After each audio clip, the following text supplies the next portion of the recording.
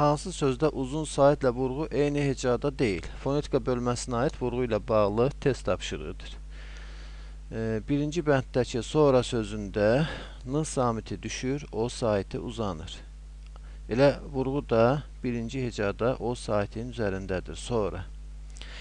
Alim sözündə isə uzanma birinci hecada olsa da vurğu ikinci hecadadır. Alim.